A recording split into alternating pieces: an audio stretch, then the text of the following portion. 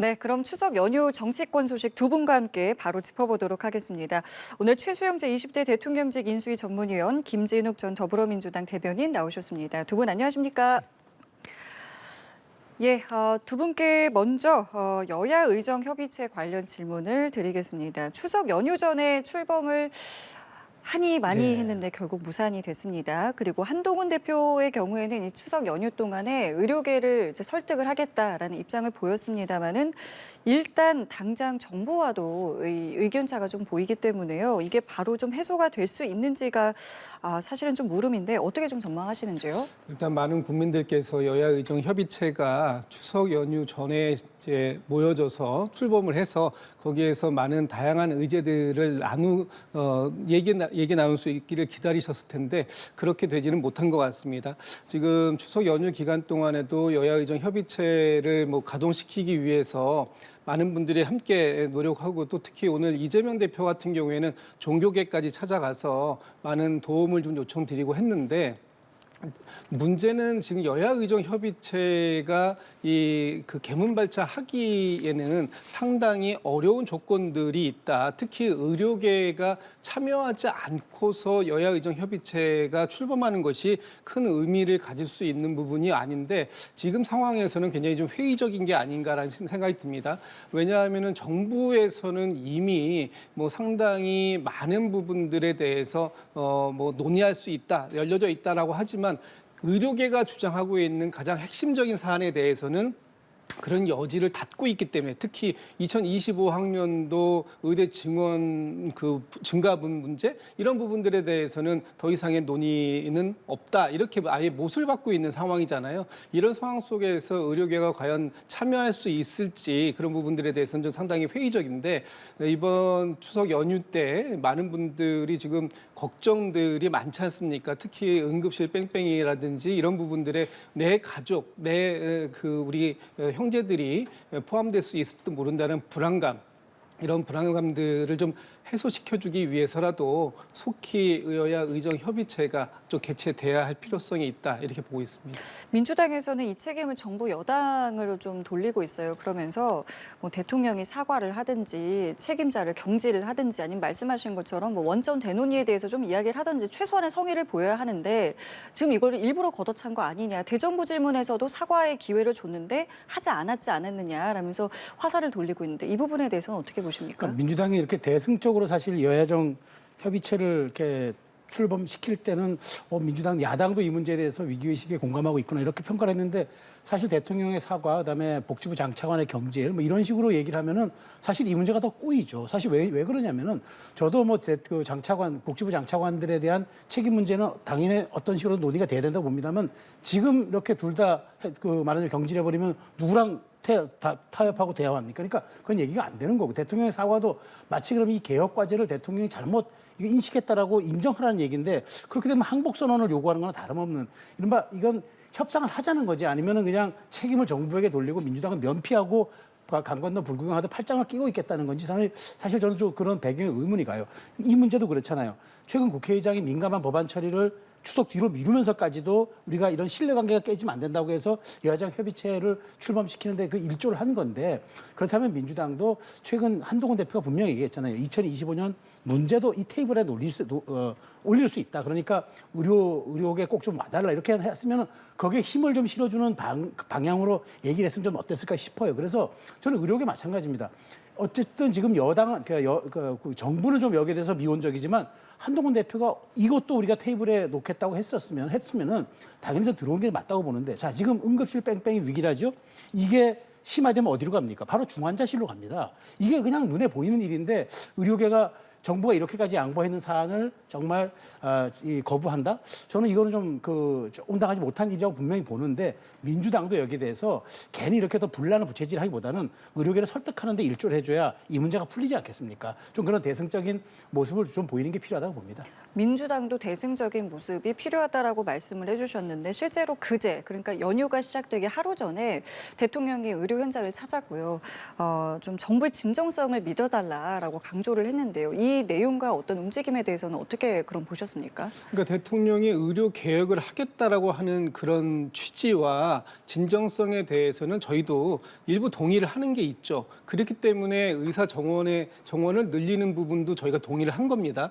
그러나 지금 현재 문제가 되고 있는 거는 이 내용이 아무리 좋은 내용이라도 선의를 가지고 추진하는 것일지라도 과정이 지금 동의를 못 받고 있는 거 아니겠습니까? 특히 의료계로부터 동의 못 받고 있고 이 과정을 진행시키는 과정 이 속에서도 국민들의 지지 또한 많이 지금 약화되고 있다. 그렇다면 국민들의 지지를 받을 수 없는 개혁이 이 진짜 개혁의 성과를 낼 수 있는 것인가? 너무 개혁의 당위성에만 함몰되어 있는 건 아닌가 하는 부분에 대한 비판이 있는 겁니다. 이 과정들을 우리가 추진 과정들을 면밀하게 준비해놓고 그 과정들 속에서 이런 지금의 의정 갈등이 의료 대란으로 이어지는 이 상황들을 미연에 방지할 수 있고 또 지금 특히 25학년도 이 정원들을 늘리는 과정들도 사실은 원칙을 어긴 것은 정부가 먼저 원칙을 어겼던 것이기 때문에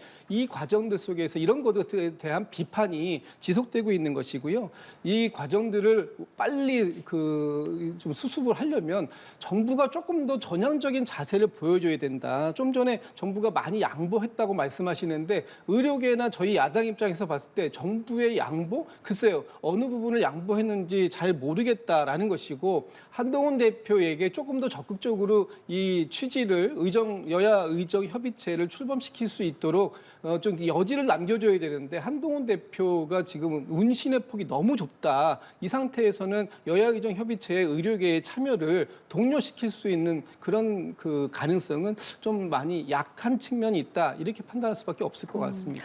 가고자 하는 지향점이 옳아도 이 과정에 대한 이제 부분들을 좀 지적을 해주셨는데요. 여기에 대해서는 어떻게 생각하세요? 동의합니다. 저도 동의합니다. 근데 이제 저도 하나 아쉬운 점은 이제 정부가 이런 의료 개혁을 추진할 때 직역 간 혹은 국민 간에 이제 어떤 이해 충돌 소지가 있고 갈등에 이제 문제가 있다고 예상되면은 이런 제한적 요소들을 사전에 면밀히 검토해서 제한적 요소들에 대한 어떤 리스크를 매우 줄이고 그다음에 여기에 대해서 올 수 있는 것들에 대한 사전 방비책을 세워놓고 이런 개혁들 민감한 약간 이제 충돌이 벌어질 수 있는 이런 개혁들을 밀어붙여야 되는데 사실 그 점은 조금 좀 부족한 것 같아요. 왜냐하면 너무 좀 낙관론에 사로잡히지 않았을까. 그러니까 우리가 선의를 갖고 우리가 당위성을 갖고 개혁을 추진하다 보면은 어떤 식으로든 뭐 저항이 있겠지만 우리의 뜻을 관철할 수 있을 것이다. 이렇게 좀 낙관적으로만 생각했던 것 같아요. 저는 정부가 하고 있는 4대 개혁 높이 평가합니다. 그러니까 지금 연금 개혁 같은 경우도 15년 만인가 이렇게 우리 정부의 안을 낸 거예요. 그러니까 이런 점들 매우 용기 있고 또 정부가 어떤 식으로든 민감한 문제도 회피하지 않겠다는 이런 정신을 매우 높이 사는데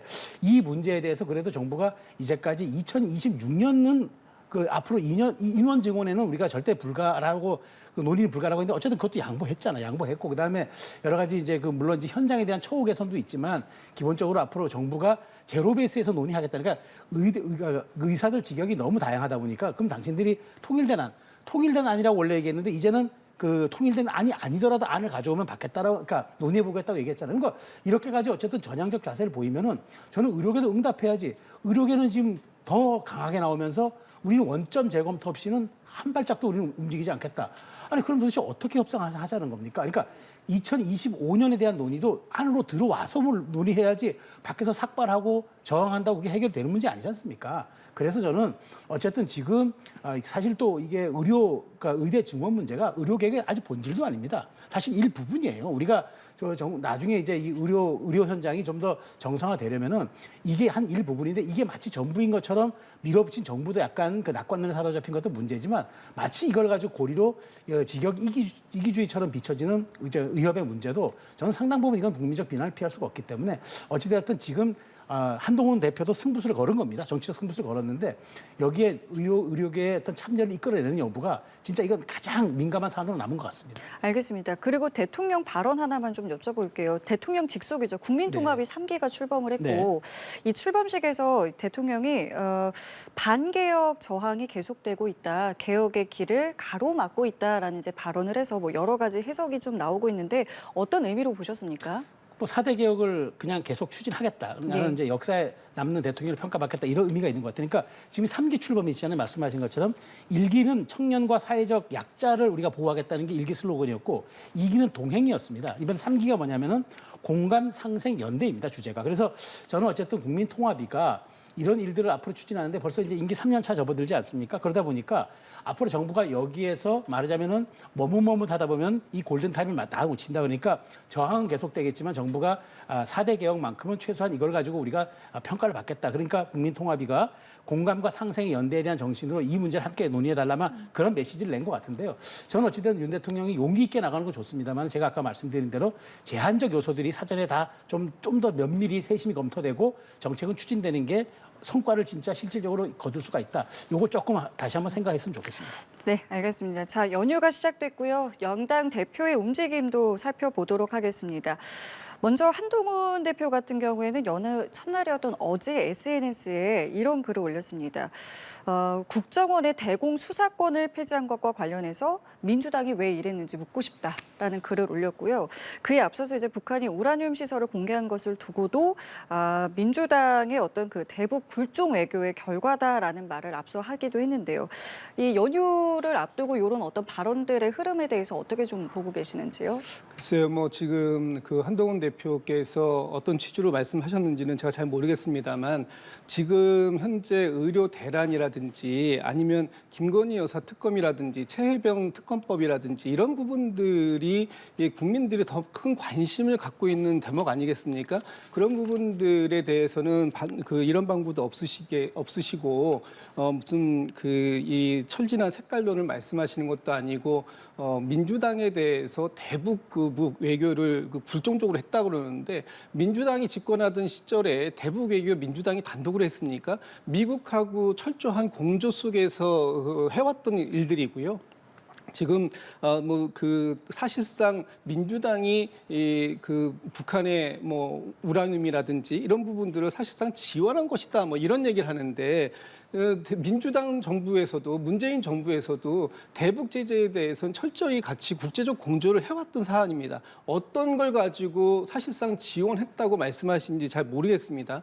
지금 한동훈 대표께서 여러 가지 특히 저희 여야 의정 협의체라든지 이런 부분들을 제안하시고 또 최혜병 특검법도 제3자 추천 특검법을 제안하시고 했던 부분들이 정부 다른 데도 아니고 지금 대통령실에 의해서 브레이크가 걸리고 있는 이런 제동되는 상황이 답답하신 건 알겠는데 민주당에게 이런 탓을 해가지고 지금의 이 어려운 국면이 타결되지 않는다.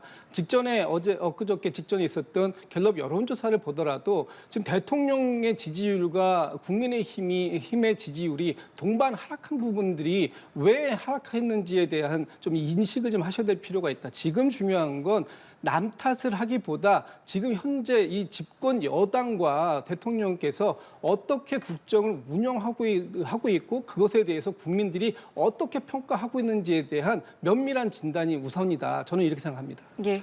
저는 이 문제를 지금 문재인 정부 전 정부를 비판했다고 저는 보지는 않고요. 이 문제가 저는 뭐냐면 여당 대표로서의 안보관을 좀 필요했다고 생각을 하는 거예요. 그러니까 이 얘기 비판을 굳이 이제 전 정부를 끌어들이니까 왜 자꾸 전 정부 탓을 하느냐 이 얘기는 아니고요. 이게 뭡니까? 북한이 우라늄 시설을 공개한 거 이거 굉장히 민감한 사안이에요. 왜냐하면 결국 우리가 핵으로 무장할 수 있는데 고농축 핵을 우리가 할 수 있다는 자신감을 전 세계적으로 드러냈잖아요. 왜 드러냈습니까? 미국을 보고 향해서 드러낸 거 아닙니까? 지금 미국 대선이 지금 진행되고 있는 과정에서 우리가 이렇게 레버리지를 할 수 있는 북핵을 갖고 있다는 걸 전 세계에 공표한 거잖아요. 자, 그런데 이렇게 북핵 고도화가 언제 이루어졌습니까? 결국 문재인 정부가 선의로 얘기했던 그 비핵화 얘기가 하노이 노딜로 이어지면서 결국 북한이 더 자강만 키우는 계기가 됐어요. 그리고 우리는 그 사이에 9.19 군사합의라든가 해서 남북의 어떤 군사력 형해야만 남한 쪽에 이루어졌고 북한의 비핵화를 통제할 만한 우리가 어떤 국제적인 레버리지도 그 지렛대도 아무런 활용을 하지 못한 상태에서 북한의 독자적 핵능력 고도화만 있었어요. 거기에 대해서 여당 대표로서 비판을 한 거죠. 그리고 이 얘기는 이렇게 생각합니다. 여당 대표로서 미국의 북한의 핵의 그 공갈쇼에 속지 마라라는 뜻을 얘기한 거고, 그다음에 우리가 집권 여당이고 내가 대통령이 된다면은 이 부분에 대해서는 엄정하게 대처할 테니까 북한의 오판도 맞고, 그다음에 미국 사회에 주는 우리가 안보관에 대한 그런 메시지, 이렇게 해석을 해야지 단순하게 이걸 뭐 전 정부를 비판함으로써 현 정부의 실정을 덮는다, 그렇게 단순하게 볼 건 아닌 것 같은 그런 생각이 듭니다. 알겠습니다. 자, 그런가 하면 이재명 민주당 대표는 연휴 기간에 종교계 지도자를 찾습니다. 앞서 말씀해 주신 것처럼 오늘은 조계종을 찾았고요. 의정 갈등에 대해서 역할을 요청하고 당부했는데 어떻게 좀 들으셨습니까? 지금 이재명 대표가 오늘 이제 종교계를 처음 찾았는데요. 앞으로 이제 뭐 기독교계라든지 천주교계라든지 여러 종교 단체들을 예방할 예정을 갖고 있는 걸로 알고 있습니다. 지금 이제 우리 사회가 상당히 극단적으로 가고 있는 양극화가 심화되고 있는데, 이재명 대표가 이제 사회 통합에 대해서 말씀을 하시고 있는 것 같고요. 특히 지금 국민들이 많이 이 불안한 시대를 살고 있지 않습니까? 추석 명절을 앞두고서도 뭐 고향에 가급적이면 방문하지 마라, 다치지 마라, 아프지 마라, 이렇게 되면은 뭐 그 치료해줄 의사가 없다, 이런 것 불안들 속에서 많은 사람들이 빨리 여야 의정 협의체를 통해서 의료계도 참여하고 있는 가운데 어떤 이 의정 갈등, 의료 대란이 해법을 찾기를 기대하고 있는데, 거기에 종교계에서도 좀 적극적인 역할을 좀 해주십사 하는 이제 부탁의 말씀을 좀 드리러 갔고, 오늘 그 조계종에서도 진우 큰 스님께서도 이 개혁의 방향, 뭔가 의사들 증언의 방향은 맞지만 지금 뭔가 지금 정부가 더 적극적으로 역할을 하고 또 이 사회가 통합의 길로 나서야 된다라는 그런 말씀들을 뭐 은연중에 주신 것으로 저는 보고 있는데요. 어쨌든 지금 이재명 대표는 덧셈의 정치를 하고자 하는 부분들이 굉장히 강하게 보여주고 있는 것 같아요. 종교계도 찾아가고, 또 얼마 전에는 뭐 김종인 전 비대위원장이라든지 이상돈 전 교수라든지 이런 분들을 찾아다니면서 지금 우리 사회가 갖고 있는 많은 문제점, 그 문제점들을 치유할 수 있는 통합의 과정들을 지금 묻고 또 그 해법을 찾기 위해서 동분서주하고 있는 것으로 보이는데, 이런 모습들은 저는 정말 괜찮은 모습들이고요. 앞으로 뭐 의료계에서도 지금 오늘 종교계에서도 뭐 우려의 말씀을 많이 주셨기 때문에 좀 적극적으로 여야 의정 협의체에 참여하는 모습으로 좀 화답해 주시길 기대하고 있습니다. 덧셈의 정치라고 하셨는데 연휴 전에도 그렇고 말씀하신 것처럼 지금 연휴 기간에도 그렇고 여러 분야의 여러 인사들을 이재명 대표가 두루 만나고 있는데요. 이 모습을 좀 어떻게 보고 계십니까? 광폭 행보고 전 대선을 향한 행보라고 봅니다. 그러니까 그만큼 민주당을 이제 내가 완전히 이제 2기 민주당을 내가 장악했다라는 그런 자신감 표현일 수도 있고요. 근데 지금 어쨌든 말씀하신 것처럼 김종인, 이상돈, 그다음에 뭐 진우 스님, 특히나 진우 스님은 한국 종교 지도자 협의회, 그러니까 불교, 기독교, 천주교 다 거기 이제 협의회가 있는데 여기 협의회 의장을 맡고 있는 분입니다. 그러니까 굉장히 또 상징적인 분인데, 여기 만났던 것도 아마 저는 나름대로 이제 그 중원 확장을 위한 어떤 외연, 그다음에 이런 등등을 포함한 이제 대선 행보의 일환으로 보이는데, 좀 하나 좀 아쉬운 거예요. 그래서 진호 스님한테 그런 그 부탁도 할 수 있죠. 종교계가 이런 거 좀 해달라, 좀 나서달라. 근데 사실 이런 문제 갈등은 정치가 풀어야 하지 않습니까? 야당 지도자가 종교 지도자를 만나서 이런 문제를 풀어달라. 뭐 대승적 차원에서는 저는 할 수 있다고 봅니다만, 오히려 민주당이 좀 말하자면은 그 강 건너 불구경하듯 팔짱 끼고 이렇게 모습 볼 게 아니라 조금 더 나서서 의료계를 더 설득해주고, 그다음에 정부 여당의 안에 대해서도 조금 더 말하자면 대통령의 사과, 뭐 장차관의 경질, 이런 얘기보다는 오히려 민주당이 포괄적으로 좀 더 그 수용할 수 있는 그런 안들을 제시했다 그러면은 저는 이게 또 맞는 건데, 굳이 종교 지도자 만나는 모습은 대단히 뭐 아름답고 보긴 좋습니다만은 이걸 과연 종교 지도자한테 야당 지도자가 요청하는 게 맞는 모양새인가? 정치가 풀어야 할 영역을 애둘러서 본인의 어떤 확장성 차원에만 너무 이제 말하자면 집중한 거 아닌가? 그런 아쉬움은 좀 듭니다. 알겠습니다. 자, 그런가 하면 새미래민주당의 이낙연 상임 고문은 어제 문 전 대통령을 예방한 사실을 SNS에 공개를 하면서 사진도 올렸고요. 그런데 이제 글을 올린 것이 달도 차면 기운다. 모든 현직은 곧 전직이 된다라는 말을 남겼습니다. 이 내용을 좀 어떻게 보셨고 문 전 대통령 가족을 예방한 것에 대해서는 또 어떻게 좀 보셨습니까? 뭐 추석 명절을 앞두고 저 전직 대통령과 함께 국정의 운영에 참여했던 전직 총리가 회동하는 것은 뭐 자연스러운 일이죠.